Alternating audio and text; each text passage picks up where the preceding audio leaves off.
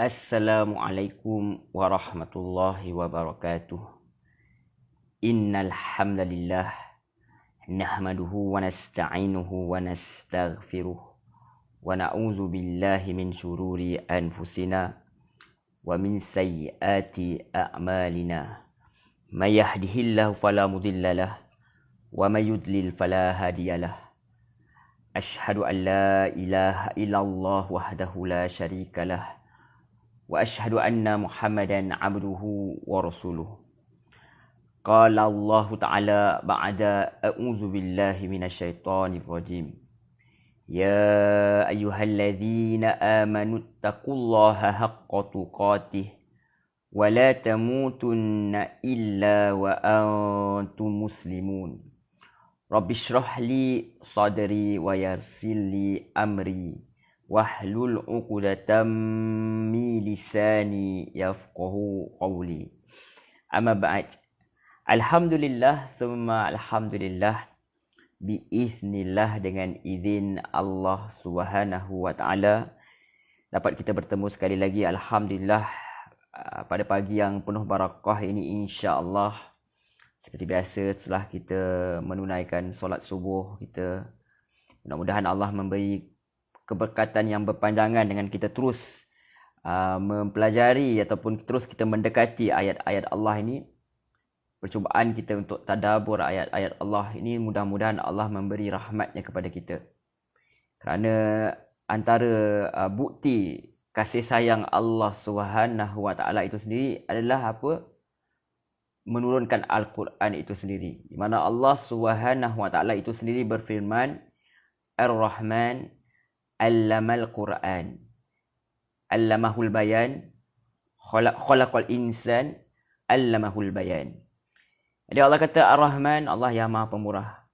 Dan dia telah apa? Memberikan Al-Quran.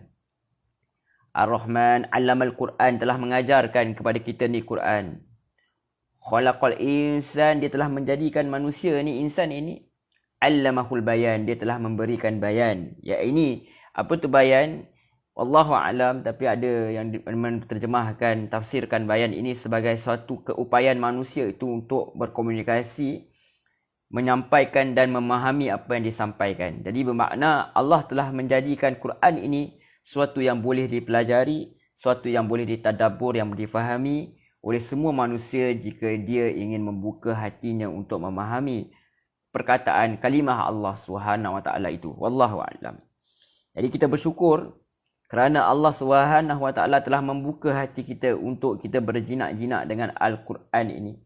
Dan seperti mana kita katakan, alhamdulillah, kita mohon Allah kekuatan untuk mengadakan pertemuan kita ni sekurang-kurangnya 2 kali dalam seminggu ni, Sabtu dan Ahad, insya-Allah. Pada lebih kurang lepas solat subuh tu 7 lebih sikit, alhamdulillah Allah izinkan. Dan kita mohon istiqamah. Saya mohon tuan-tuan puan-puan doakan supaya kita terus istiqamah. Mudah-mudahan yang sedikit-sedikit ini, yang ringkas-ringkas ini, sekurang-kurangnya dia berterusan, dia memberi pahala, dia memberi kita kekuatan untuk mengamalkan ajaran-ajaran yang terdapat dalam Al-Quran ini, supaya kita bahagia, supaya kita dapat kebaikan di dunia dan kebaikan di akhirat. Baik, apa khabar tuan-tuan, puan-puan, muslimin, muslimat yang dirahmati Allah Subhanahu wa taala? Semoga berada dalam keadaan yang sihat sejahtera, keadaan yang ceria-ceria selalu, walau apa pun yang melanda, sama ada ujian itu ujian kesenangan, ujian dalam bentuk musibah, tetapi kita mohon kepada Allah Subhanahu wa taala agar Allah bagi kita kekuatan terus untuk hidup di muka bumi Allah ini dalam keredaan dia, dalam kita mencari ketaatan kepada dia, mencari keredaan dia dengan kita menunjukkan ketaatan kepada dia.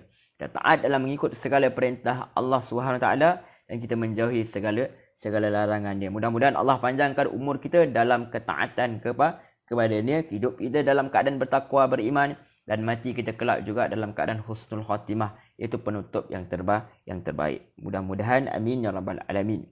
Baik, semalam kita telah memperbincangkan ayat 225 hingga 230 secara ringkas, di mana kandungan ni adalah berkenaan dengan masalah dalam rumah tangga lah, iaitu berkenaan dengan kadang-kadang berlakunya quarrel ataupun perselisihan di antara suami isteri, sehingga menyebabkan suami itu mungkin merajuk ke nak hukum isteri dia apa dan sebagainya, menyebabkan dia tidak mahu melakukan hubungan suami isteri itu selama lebih kurang macam 4 bulan. Macam tu lebih kurang. Dan Islam hanya membenarkan kalau nak boykot pun, kalau kita guna perkataan boykot dengan izin 4 bulan sahajalah, sebab tak boleh lebih daripada itu. Kalau tidak, dia akan dipaksa untuk menceraikan isterinya lah jika dia tidak kembali memperlakukan isterinya dengan memberi hak yang sepatutnya diberikan. Sebab dia dah buat perjanjian untuk akad nikah tu, seperti mana kita katakan sebelumnya, akad nikah ni satu perjanjian untuk kita memberi nafkah zahir dan batin kepada isteri kita itu semampu kita. Bukan menganiaya. Jadi tak ada istilah dalam Islam tu, istilah gantung tak bertali itu tidak ada dalam Islam. Jadi sebenarnya perbuatan itulah perbuatan yang menzalimi isteri itu sendiri. Baik. Dan juga berlaku juga dalam masyarakat di mana orang sangat menghina orang-orang yang bercerai ni, dipanggilnya duda lah, janda lah dan sebagainya. Gelaran-gelaran yang nak menunjukkan bahawa seolah-olah penceraian itu suatu perkara yang buruk. Sedangkan Islam itu menunjukkan bahawa kalau ada perselisihan yang tidak boleh diselesaikan lagi, maka kalau duduk pun menyebabkan rumah tangga berantakan, bergaduh setiap hari penuh dengan maki hamun, menyebabkan anak-anak yang ada itu dibesarkan dalam keadaan yang tidak harmoni, maka lebih baiklah berpisah dengan baik. Itu Islam. Islam tidak menghina penceraian itu. Penceraian itu dibenarkan kalau perlu melakukan perkara tersebut. Tapi kalau boleh pertahankan, boleh hidup harmoni, maka hiduplah dengan harmoni. Yang kata berlebih kurang lah. Janganlah terlampau sangat memikirkan perfectnya rumah tangga tu. Mana ada, tak bolehlah kita kata kusangkakan hujan, kusangkakan panas hingga ke petang, rupanya hujan di tengah hari. Jadi kita tak apa, memang kita dah sangka dari awal lah. Bukan setakat hujan, ribut petir pun akan melanda. Cumanya kita kena kuat menghadapi perkara tersebut apabila dia telah berlaku. Sebab tu sedang-sedang cinta tu, kena adalah ilmu rumah tangga tu sedikit sebanyak. Jangan fikir nak berseronok sahaja, sebab dia ada tanggungjawab. Nikah ni bukan nikah sementara sahaja.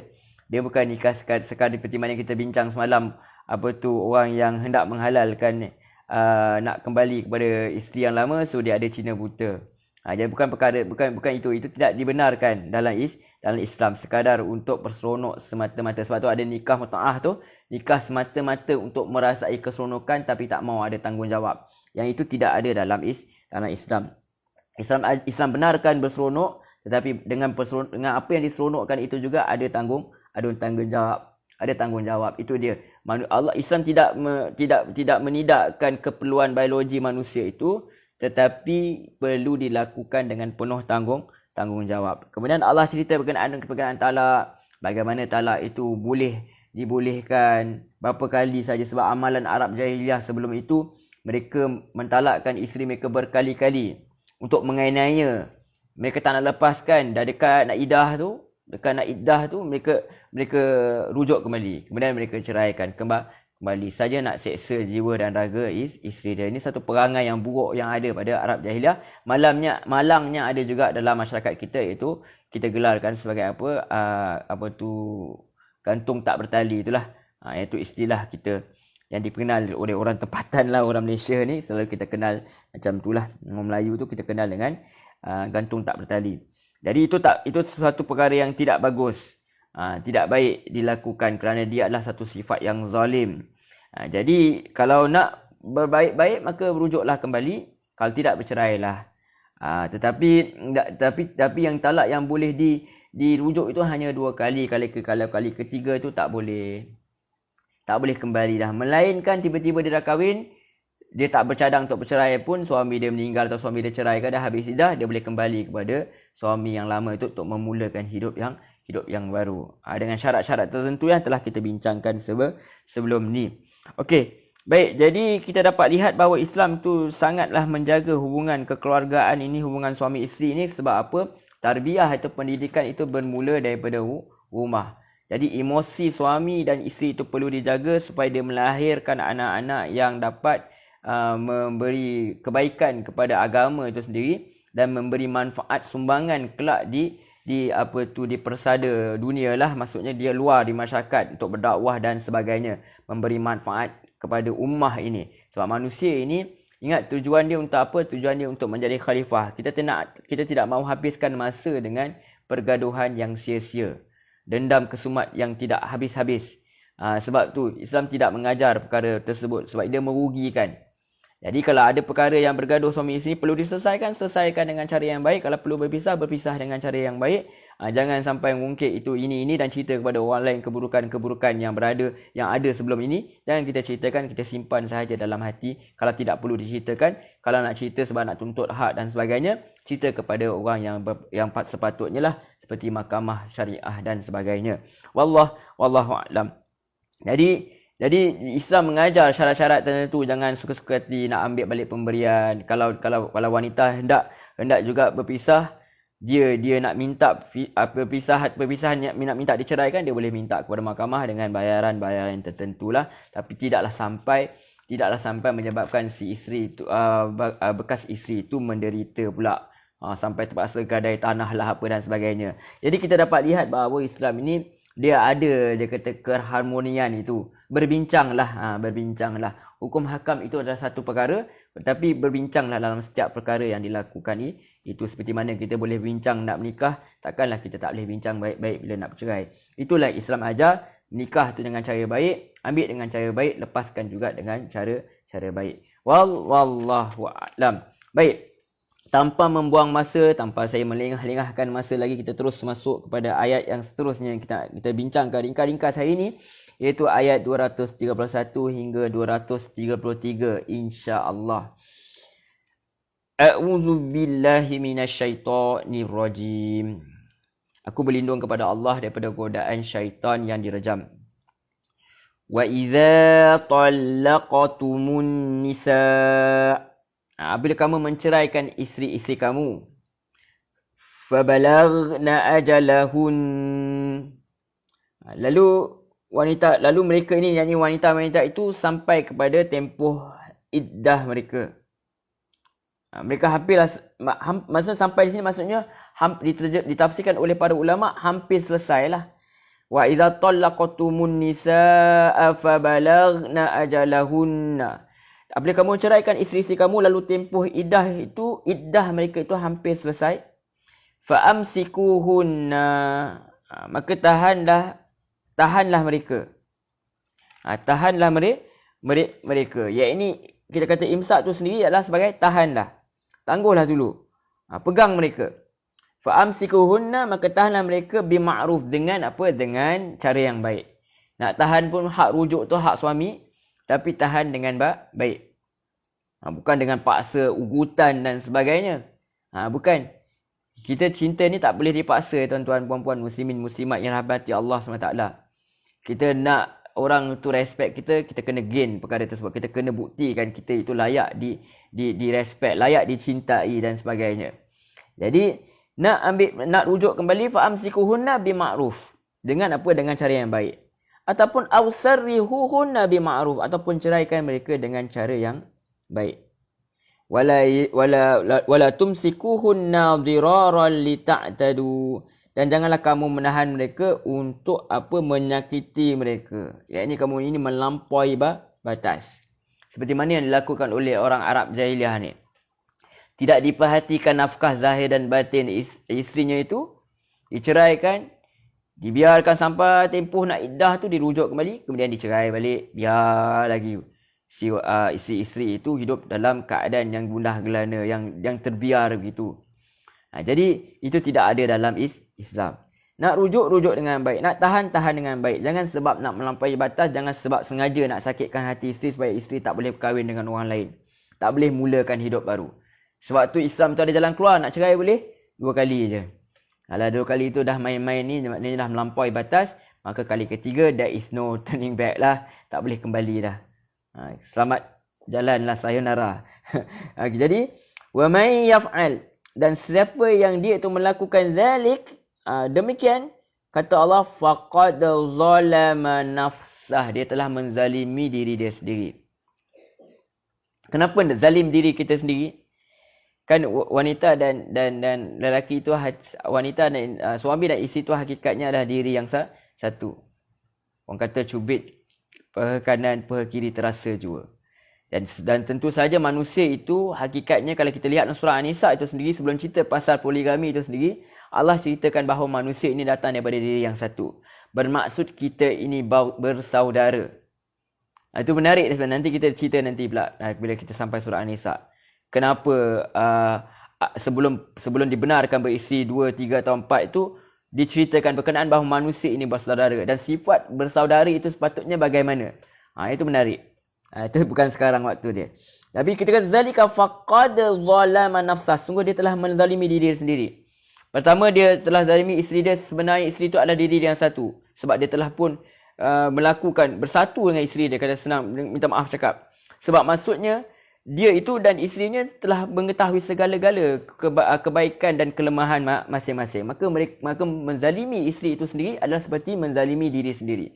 Dan tentu saja menzalimi diri sendiri ini apabila melanggar hukum-hukum Allah SWT, kelak akan mendapat balasan jika tidak bertaubat. Ada dosa dan silap-silap akan dihukum kelak di akhirat. So dia telah menzalimi diri dia sendiri. Ingat, kita ni sebagai orang Islam, kita yakin apa saja yang kita buat di muka bumi Allah SWT ini ada pertanggungjawabannya kelak di akhirat. So jangan main-main, don't play-play. Okey. Wala tattakhidhu ayatillahi huzwa. Dan janganlah kamu menjadikan ayat-ayat Allah sebagai ejekan. Ini apabila kita mempermain-mainkan hati isteri, kita mempermainkan mereka, kita tahan macam tu saja, kita gantung tak bertali dan sebagainya, sebenarnya kita telah mempermainkan syariat Allah SWT. Ini bukan perkara yang main-main. Sebab apabila kita main-main dengan akad nikah itu, sekadar berakad nikah itu sekadar untuk menganiaya, maknanya kita telah mempermainkan janji kita dengan Allah SWT. Itu perangai Bani Israel kan, sebelum ni kita dah nyatakan apa perangai mereka. Mereka menyelisihi janji mereka dengan Allah SWT. Kita akad nikah itu hakikat sebenarnya kita sedang berjanji kepada Allah SWT untuk jalankan tanggungjawab kita. Allah telah halalkan jalan persetubuhan itu dengan apa? Dengan cara pernikahan. So kalian main-main kebenaran yang Allah telah berikan itu dengan apa? Dengan menzalimi isteri kalian sendiri. So jangan main-main. Perkara ini sangat deep, sangat dalam jika kita mahu berfikir. Jadi Allah kata wala tattakhidhu ayatillahi huzwa. Jangan kamu jadikan ayat-ayat Allah ni sebagai ejekan. Wadhkuru ni'matallahi alaikum. Dan ingatlah kamu nikmat Allah ke atas kamu. Wa ma anzala alaikum minal kitabi wal hikmah. Dan apa yang telah diturunkan ke atas kamu daripada kitab Al-Quran dan hikmah, iaitu sunnah, ya'izukum bih. Dan dia menasihati kamu dengannya. Benar Allah lanjutkan, wattaqullah, bertakwalah kepada Allah. Wa'lamu, dan ketahuilah annallaha bikulli syai'in alim. Sesungguhnya Allah terhadap segala sesuatu itu maha mengetahui. Jadi kita katakan kadang-kadang manusia ni di luarnya hebat. Baik dengan orang baik, dengan rakyat baik. Balik rumahnya dia terus. Maknya kopi. Macam tu je. Dia ingat isteri dia itu sebagai wang gaji dia. Wang gaji yang tidak bergaji. Jadi dia ingat begitu. Jadi kadang-kadang dengan kawan-kawan cukup baik. Tapi dengan keluarga cukup bengis, cukup kasar. Itu sebenarnya teguran untuk diri saya sendiri juga, kita semualah.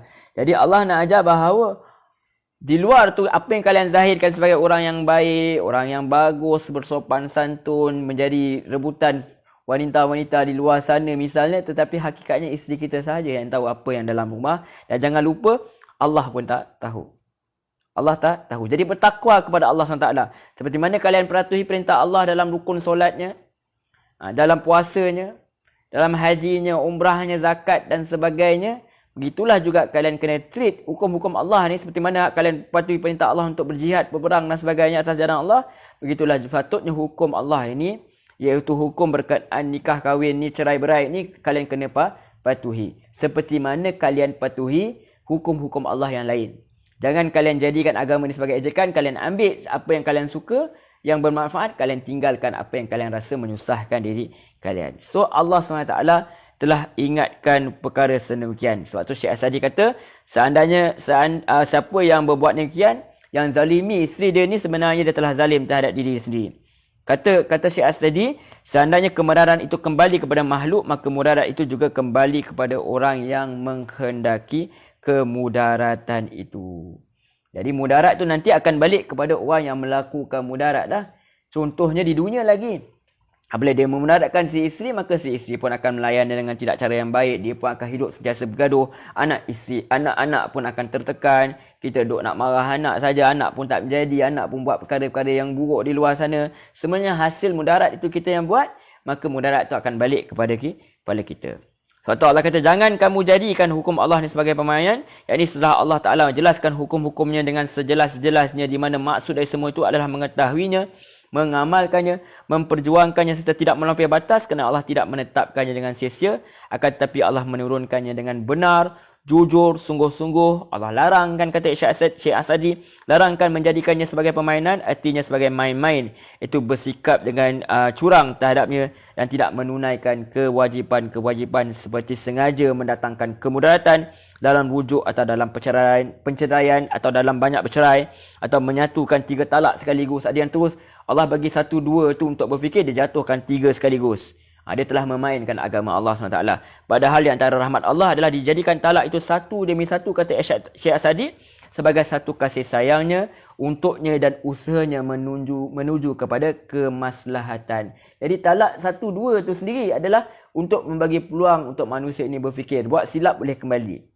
Jadi jangan kita bersikap mempermainkan agama Allah. Allah bagi kita satu-satu, kita jatuh 3 sekali. Sebab walaupun ada pandangan, ada yang kata dalam mazhab Syafi'i, kata-kata 3 biasanya jatuhlah. Kita kena tanya kepada mahkamah lah, mahkamah kata macam mana. Kalau kata tapi ada yang kata kalau jatuh 3 sekalipun 100 pun jatuh 1. Tetapi kalau kita di Malaysia ni, kita kena tengok. Ada yang mengatakan bahawa bila siapa yang ceraikan 3, jatuh 3 terus. Jadi dia telah mempermainkan ajaran Allah SWT, agama Allah SWT. Lepas tu sibuk-sibuk pula nak cari Cina buta dan sebagainya. Jadi orang yang gila talak pula. Allah bagi peluang satu-satu, maka kalau nak terpaksa lakukan, jatuhkan satu-satu. Jangan jatuhkan terus macam tu. Ambil masa untuk berfikir. Kalau ada dalam rumah tangga ni ada masalah ke apa, kalau terpaksa keluar sekejap. Ambil angin dulu, minum teh tarik dulu. Dan sebagainya. Jangan cepat sangat.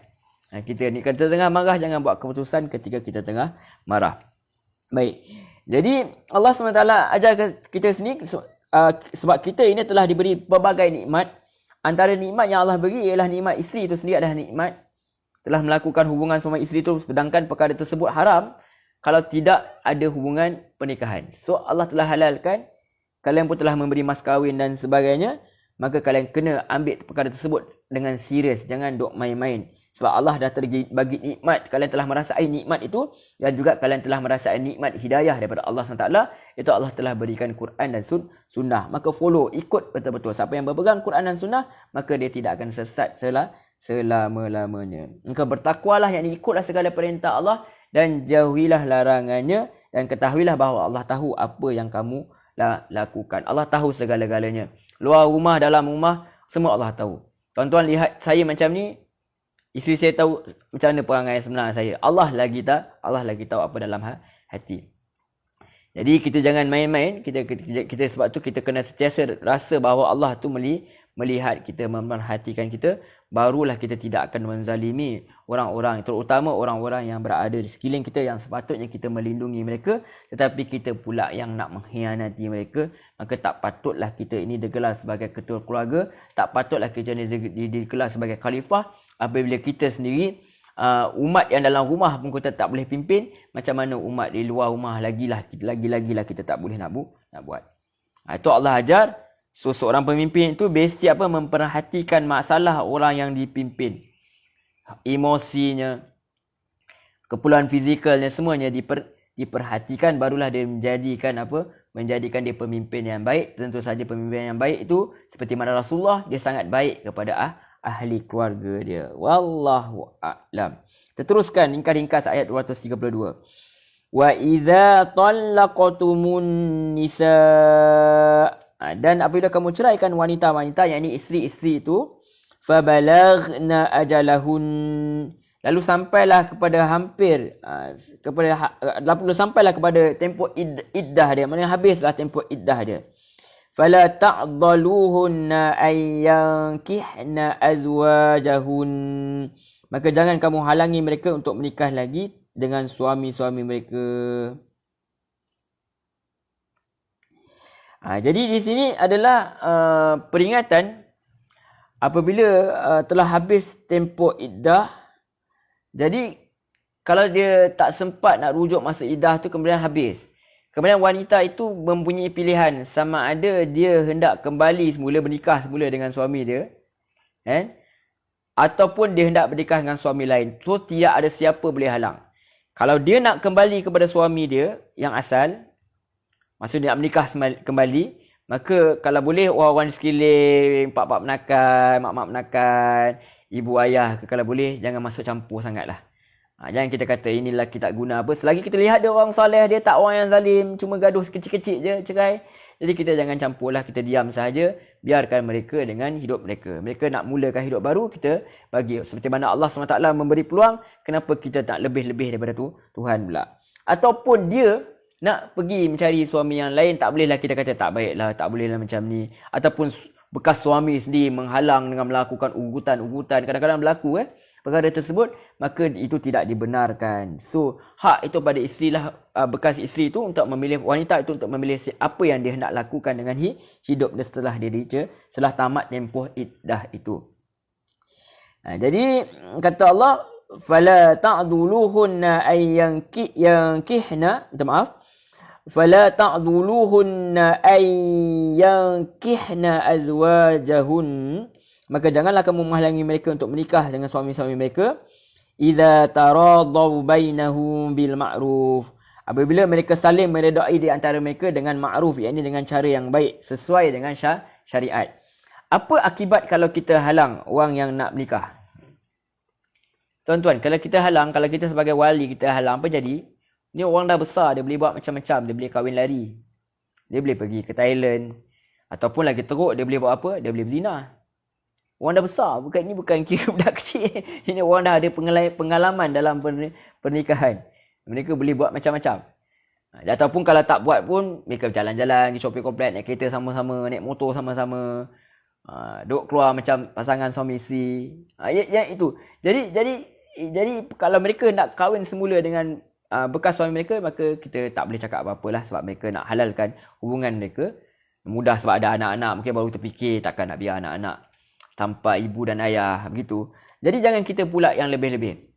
Sebagaimana kita lihat calon suami itu calon yang baiklah, yang taklah yang tak buruk perangai dia, yang tak mengedar dadah ke, mengisap dadah ke, minum arak ke, yang tu. Jadi kalau kita lihat zahirnya okey, bukanlah baik sangat tapi okey, jadi kita terimalah, benarkanlah apa wanita tu buat, sebab mereka hendak mulakan dengan hidup yang baru. Ataupun dia hendak kahwin dengan lain, bekas suami janganlah duk alang pula, kacau lah, move on lah kata. Masing-masing dah pilih untuk memilih haluan masing-masing, maka pilihlah haluan masing-masing dengan apa? Dengan terhormat lah. Jangan malukan diri sendiri. Kita manusia ni ada maruah, maka jangan kita buat suatu benda yang menjatuhkan maruah kita. Zalika yu'azu bihi man kana minkum yu'minu billahi wal yaumil akhir. Sekali lagi Allah tegaskan, demikian itulah kata Allah,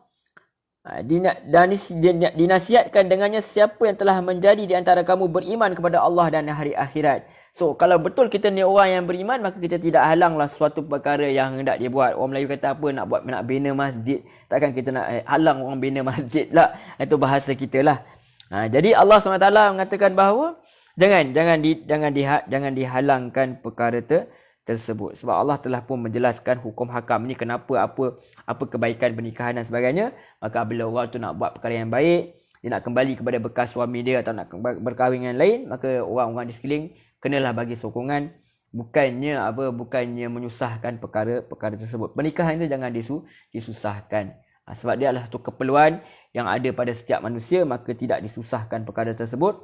Sepatutnya pernikahan itu dimudahkan. Walaupun orang tu pernah berkahwin, tapi kita mudahkanlah perkara tersebut. Zalikum azka lakum wa atharu. Minta maaf. Zalikum azka lahum wa athhar. Demikian itu lebih suci bagi kamu dan lebih bersih. Itu dia. Jadi Allah SWT nak tunjukkan bahawa, nak tunjuk manusia ni suci ke tidak hati dia adalah dengan melihat kepada dia bagaimana dia mematuhi perintah Allah SWT. Sebab tu kata Syekh tadi, maksud daripada lebih baik bagimu dan lebih suci, dia lebih bagus daripada apa yang diperkirakan oleh sang wali. Itu bahawa sebaiknya dia tidak menikah lagi. Kerana itulah pendapat yang paling sesuai bahawa perkara sedarjat dengan perlakuannya mentalak isterinya, sebagaimana kebiasaan orang yang sombong lagi membanggakan diri. So diingat, balasan kepada orang yang telah menceraikan tu bagi wali, tak payah duk ikut dengar cakap dia balik lah. Jadi duk sibuk-sibuk nak ceraikan, ni duk sibuk nak balik semula. Kadang-kadang kita manusia ada perasaan sombong macam tu. Kita marah kan orang buat anak kita macam tu. Tapi dia mengira bahawa dengan tidak menikahkan lagi adalah suatu perkara yang maslahat. Maka Allah kata, ya'lamu wa antum la ta'lamun. Kata Allah kata, zalikum azka lakum wa athhar. Demikian itu lebih suci bagi kamu, lebih bersih. Wallahu ya'lamu wa antum la ta'lamun. Sesungguhnya Allah mengetahui dan kamu tidak mengetahui. Jadi kita sebagai wali ni kadang-kadang memanglah orang buat anak kita macam tu, ceraikan macam tu, tiba-tiba nak balik. Kadang-kadang kita ada rasa marah.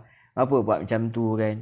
Tapi kita dulu dah buat dah nikah kat hotel. Lepas tu kan mak ayah belanja, tiba-tiba duk cerai macam tu saja tu, kita ada terasa hati. Tapi jangan ikutkan hati dan perasaan. Itu Islam, itu ajar. Islam ni rasional. Kena bersikap rasional, tengok apa yang baik, timbang tara di antara mana yang baik dan buruk, buat istikharah dan sebagainya. Kita akan lihat bahawa Allah itu lebih mengetahui apa yang terbaik untuk diri kita, dia orang di sekeliling kita dan anak-anak kita. Itu yang kita kena pegang. Have trust in Allah. Kena percaya kepada Allah. Itu kata iman. Iman itu bermakna percaya. Dan seterusnya kita serah kepada Allah. Kita tawakal ta'ala Allah. Kita tawakal ke atas Allah SWT. Sebenarnya Allah SWT yang tahu segala-galanya. Allah tahu keperluan manusia. Kalau disusah-susahkan, takut-takut dia orang buat perkara yang mengarut pula kat belakang, lagilah menconteng arang di muka keluarga. Habis kena tangkap pula. Habis satu kampung heboh, kecoh kita pula yang dapat nama buruk. Itu dia. Jadi Islam nak halang, nak tutup pintu-pintu kerosakan tu, maka Islam bagi peluang untuk kembali. Kalau jangan risau, kalau dianiaya juga, peluang untuk kembali hanya ada berapa kali, hanya talak itu hanya boleh 2 kali sahaja. Kalau lebih dah masuk kali 3, maka dia tak boleh kembali dah. So Islam bukan bagi kebebasan itu dengan sebebas-bebasnya, dia ada had dia. Atau hudud tu dia ada had. Setiap apa yang ada di dunia ni ada had, ada batas je. Kita tak boleh melampaui batas. Okey. Wallahu a'lam. Kenapa dibenarkan wanita tu untuk kembali kepada bekas suami atau kahwin lain? Sebab dia pun dah ada pengalaman dah. Taklah seperti mana baru-baru awal-awal kahwin tu. Jadi pengalaman itu terlebih mendewasakan dia, dan dia lebih tahulah kalau suami dia tu nak aniaya dia apa, dia lebih pandailah nak tahu nak buat apa pula selepas tu, nak lapor kepada mahkamah dan sebagainya. Dia lebih tahu. So pengalaman itu telah mendewasakan kedua-dua belah pihak. Mudah-mudahan dengan perkahwinan yang semula itu menjadikan rumah tangga itu lebih baik dan kekallah sehingga ke akhir hayat. Wallahu a'lam. Kemudian seterusnya Allah pada ayat 233 ringkas-ringkas Allah cerita pula perkara lain pula, walaupun sebenarnya ada kaitan. Wal walidatu yurdi'na auladahunna haulaini kamilain. Kata Allah SWT berfirman, dan ibu-ibu hendaklah menyusui anak-anaknya selama 2 tahun penuh bagi yang ingin menyusuinya secara sempurna. Di sini kalau kita lihat pada perkataan, walaupun dia adalah perintah Allah SWT, tetapi ada keringanan kat situ. Itu saya katakan, banyak kali saya katakan, Quran ini telah menyebabkan saya rasa benar Quran ini memang datang daripada Allah SWT. Kagum sekali saya dengar Quran dengan kata-kata Allah SWT, sebab Allah SWT tidak kata ni wajib.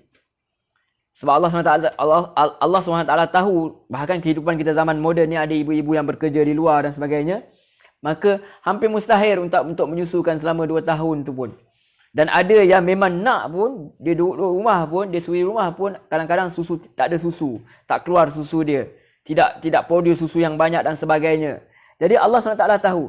Jadi jika ada di antara kalian hendak menyusukan anak-anak mereka sempurna selama 2 tahun, maka dibenarkan perkara tersebut. Bahkan digalakkan sebenarnya. Mungkin kalau doktor-doktor pun galakkan minum susu ibu ni. Kalau di hospital kerajaan misalnya, kalau kita lihat, mereka galakkan supaya ibu ni menyusui anak bayi dia sendiri. Kalau nak dibandingkan dengan susu formula itulah. Tapi ada orang memang tak ada susu, maka daripada dia tak dapat zat langsung, baiklah dia minum susu juga. Sebab zaman kita ni, susah juga kita nak cari ibu susuan tu. Kalau tak macam orang Arab tu memang biasa perkara tersebut. Tapi hukum tu ada tentang ibu susuan tu tetap ada. Jadi Allah kata para ibu tu hendaklah mereka menyusui anak-anak mereka selama berapa? Selama 2 tahun sempurna. Haulaini kamilain, selama 2 tahun sempurna. Liman arada ay yutimma ar-radha'ah, bagi orang yang ingin menyempurnakan penyusuan itu. Yang kita lihat lagi menarik tentang hukum ini. Wa 'alal mauludi lahu rizquhunna wa kiswatuhunna bil ma'ruf, dan ke atas ayah dia. Itu dia. Memberi rezeki kepada para ibu dan pakaian mereka dengan cara yang baik sesuai syariat. Baik kepada ibu dan ayah yang suami isteri yang masih dalam perkahwinan, tentu saja ayah mesti memerhatikan keperluan ibu dia. Ibu dia dah menyusu, so mungkin makan pun lebih sikit, kena makan yang zat, yang makan yang boleh memproducekan susu, menghasilkan susu dengan baik. So bagilah upah, kita kata. Macam tu lebih kurang maksud dia. Bapa itu bincanglah dengan isteri. Maksudnya bukan macam tu saja. Susulah sampai 2 tahun apa semua, tapi buat tak reti je kan. Isteri nak apa pun tak perhatikan. Jadi Islam nak ajar soal menyusukan anak ni, walaupun sebenarnya isteri sahaja yang boleh menyusukan anak, suami tak boleh, suami tak ada susu. Tetapi ada kerjasama juga. Jangan duk biar je isteri saja buat susukan. Mentang-mentang tak payah buat susu sebab isteri menyusukan penuh, maka dia pun tidur relax, tak payah nak buat apa-apa. Tak, dia kena perhatikan juga perkara tersebut. Dengan memerhatikan makan minum isteri, cukup tak cukup nafkah dia, cukup tak cukup makan dia yang berzat dan sebagainya. Jika dia mampu melakukan perkara tersebutlah, sekadar mampu. Dan walaupun bercerai sekalipun, sebab kita kata ada kaitan ayat ni, bercerai dengan isteri bukan maksudnya mengabaikan isteri itu begitu sahaja, terutama kalau dia itu menyusukan anak. Mereka dah berplan nak supaya disusukan anak itu secara sempurna, maka bekas suami mesti perhatikan. Di sini dikatakan makan pakai si isteri itu supaya cukuplah dia itu untuk apa kehidupan dia itu untuk menyusukan anak. Kalau terpaksa beli susu formula pun dia ada. Kalau kita nak bawa kepada bentuk yang lain pula, dia mestilah bagi duit-duit tu, nafkah itu supaya isteri itu cukuplah nak beli susu formula dan sebagainya, ataupun nak beli makanan-makanan yang memberi dia zat supaya dia boleh menyusu dengan baik. Itulah kata taklah nanti keding je, kurus kering dah si isteri tu. Duk menyusukan anak, tapi kita pun buat erti je bekas isteri, tak payah nak buat apa-apa. Sedangkan dia itu telah memberi minum anak kita datang daripada zuriat kita sendiri, anak zuriat kita sendiri datang daripada darah daging kita sendiri. So Allah perhatikan. Bercerai pun jangan cerai dengan semua sekali. Tak, cerai itu dengan isteri saja, tapi perhatikan bekas isteri itu juga, sebab bekas isteri itu sedang menyusukan anak kita, zuriat kita sendiri. So harmoninya apa yang Allah ajar. Kemudian Allah kata la tukallafu nafsun illa wus'aha, dan seorang tu tak dibebani kecuali menurut kemampuannya. La tudarra walidatun biwaladiha, dan Allah kata dan janganlah menderita seorang ibu kerana anaknya. Wala mauludun lahu biwaladih, dan janganlah seorang ayah kerana anaknya. Jadi jangan berlebih-lebihan lah. Jadi jangan sampai kata isteri tu tak jatuh sakit lah, ataupun ayah tu kena habis-habis sampai tak ada tinggal kat dia, nak memulakan kehidupan yang baru dan sebagainya. Maka diperhatikan. Janganlah sampai anak itu menyusahkan kedua ayahnya. Maksudnya tindakan mereka, keputusan mereka hendak menyusukan supaya bayi itu disusukan selama 2 tahun penuh, maka dia menyusahkan salah satu pihak. Jangan sampai begitu sekali. Ataupun si isteri minta upah, yang bekas isteri minta, kalau kamu nak, kalau abang nak saya susukan anak abang, dia dah bergaduh kan, dah bercerai. Saya nak amount 1,000 sebulan ke 2,000 sebulan ke, dia minta apa, gaji yang upah yang berlebihan ke, sehingga menganiaya bekas suami, itu juga tidak digalakkan. Bincang baik-baik. Ataupun bekas suami tahu dah si isteri tu dia tak boleh nak menyusu, dia menyebabkan badan dia lesu, menyebabkan dia sakit dan sebagainya, dia paksa juga, dia bawa juga hukum hakam dalam Quran dan sebagainya, yang sebenarnya Quran bagi keringanan, maka dia menyebabkan bekas isteri itu menderita, itu juga tidak dibenarkan dalam Islam. rezeki dia, apa saja, jangan ada pihak yang teraniaya. Itu Islam. Adil sangat Islam ni. Kalau kita hendak buat suatu perkara yang baik pun, jangan menyebabkan ada orang yang zalim kerana impian kita. Islam, misal Islam galakkan Nabi suka anak yang ramai. Tapi kalau anak yang ramai tu menyebabkan semua anak ramai tu terabai, maka baiklah 1, 2, 3 anak tu baik tapi didik dengan elok-elok. Tu antaranya. Sebab apa? Kita tak boleh. Kita memang, sebab tu Islam kata kahwin 2, 3, 4. Allah Islam kata. Tapi kalau tak mampu 1.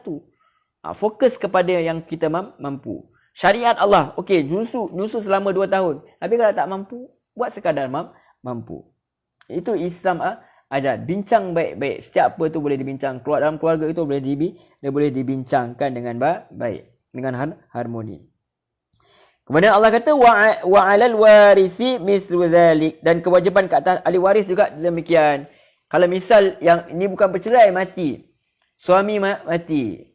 Jadi si isteri itu dia kena menyusukan, dia mungkin tak cukup keperluan dia untuk melakukan perkara tersebut, maka ahli waris itu yang kepada suami dia itu, kepada lelaki itu perlulah lihat-lihat, tengok-tengok juga, tolong-tolong dan bantu-bantu juga, bagi upah dan sebagainya, tolong belikan, tolong bayar duit sikit, bagi sedikit duit untuk dia meneruskan kehidupan dan sebagainya, supaya dia boleh menyusukan anak itu dengan baiklah. Maknanya jangan biarkan anak saudara tu macam tu sahaja. Perlu diperhatikan kehidupan mereka. Yang itu sebenarnya banyak kalau kita fikirkan, macam kalau orang nak menyusukan anak ni, mungkin dia terpaksa duduk kat rumah ke, ataupun dia banyak masa. So kita boleh bantu.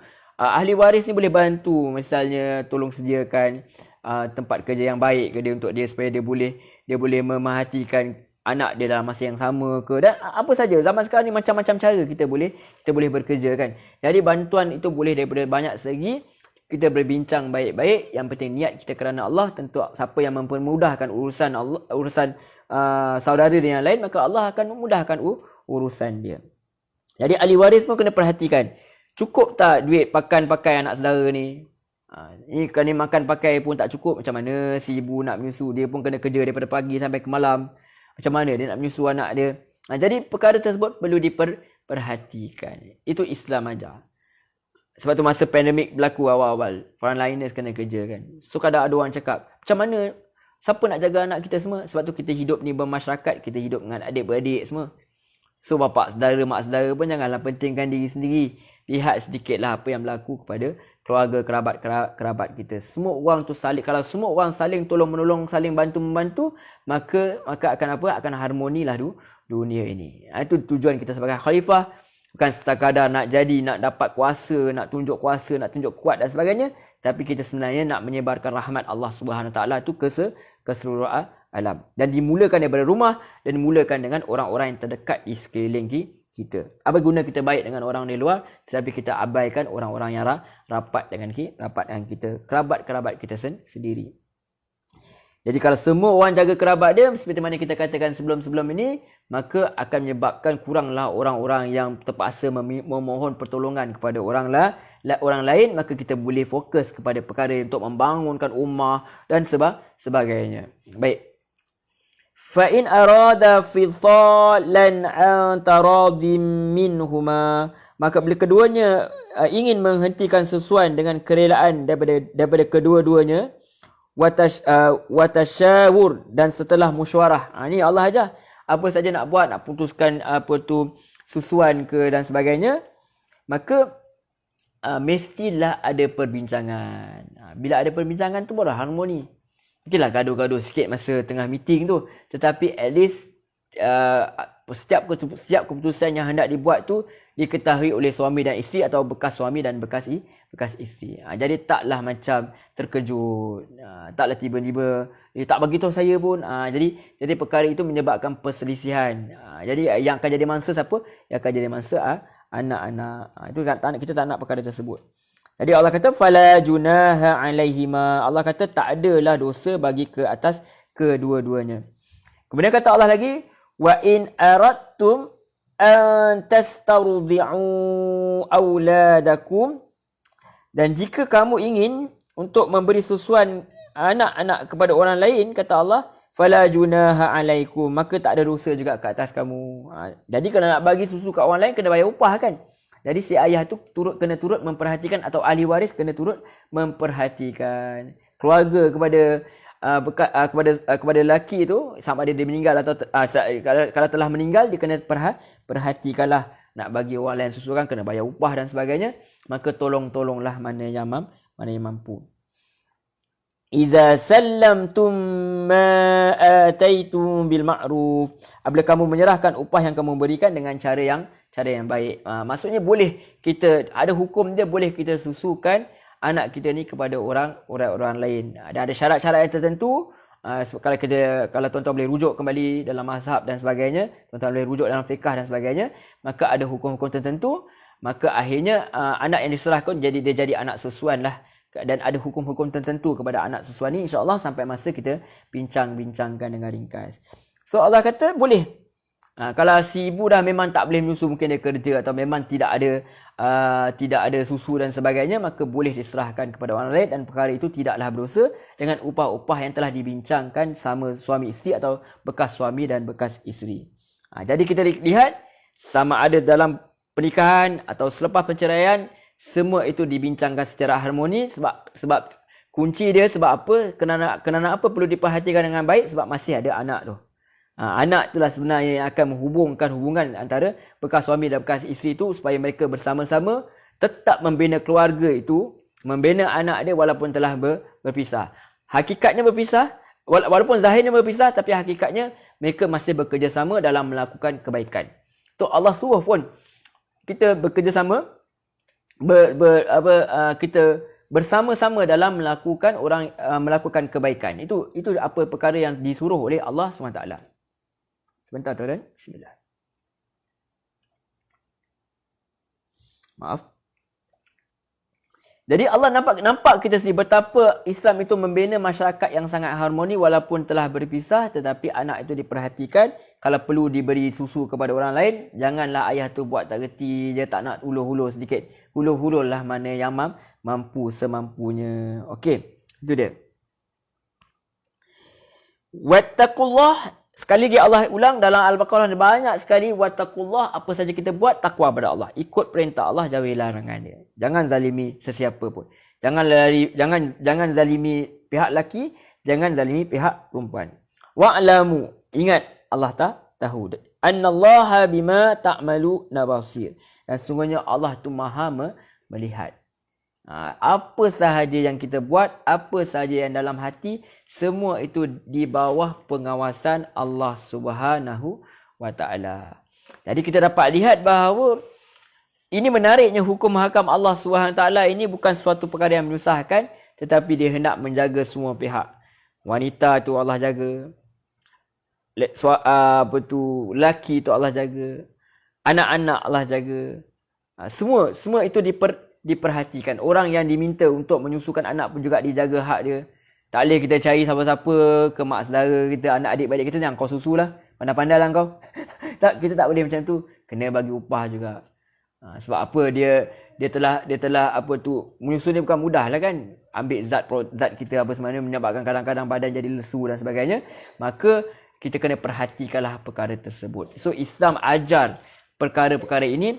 Kalau nak bina masyarakat ni, kena perhatikan daripada awal. Dari apa yang dalam rumah, Allah perhatikan apa yang berlaku dalam hubungan suami isteri, sehinggalah berkait dengan menyusukan anak juga Allah perhatikan, menunjukkan betapa sayangnya Allah SWT kepada manusia ini. Sebab bayi itu nanti juga akan membesar untuk menjadi khalifah di muka bumi Allah. Maka keperluan dia perlu jugalah diperhatikan. Jangan dibiarkan sahaja. Kelak kalau tidak diperhatikan, dia akan membesar menjadi orang yang tidak elok, dan dia bahkan mungkin akan membesar menjadi penentang Allah SWT. Yang itu kita tidak mahu. Baik. Itu sahaja perbincangan kita. Alhamdulillah, ringkas-ringkas ni kita lihat bahawa Allah SWT sangat memperhatikan keperluan kita ini, supaya apa, kita dapat menjalankan tugas kita sebagai khalifah dengan baik. InsyaAllah kita akan jumpa lagi dalam pertemuan-pertemuan yang berikutnya. Terima kasih kerana sudi menonton, sudi mendengar. Minta maaf kalau ada salah silap, kalau ada yang tersalah dari segi penjelasan dan sebagainya, maka tinggalkanlah, ambil mana yang baik, doakan semoga Allah ampuni dosa kita semua dan semoga Allah rahmati kita semua agar kita dapat amalkan apa yang kita telah pelajari ini supaya kita dapat kebaikan di dunia dan di akhirat. InsyaAllah kita jumpa lagi insyaAllah minggu depan pada hari Sabtu dan Ahad insyaAllah dengan izin dia. Mudah-mudahan Allah rahmati kita semua, jaga diri baik-baik. Kita tutup dulu dengan tasbih kafarah. Subhanakallahumma wa bihamdik asyhadu an la ilaha illa anta astaghfiruka wa atubu ilaik. Wa sallallahu ala Muhammad wa ala alihi washabihi wasallam. Walhamdulillahirabbil alamin. Wassalamualaikum warahmatullahi wabarakatuh. Terima kasih banyak tuan-tuan, puan-puan, muslimin muslimat yang dirahmati Allah.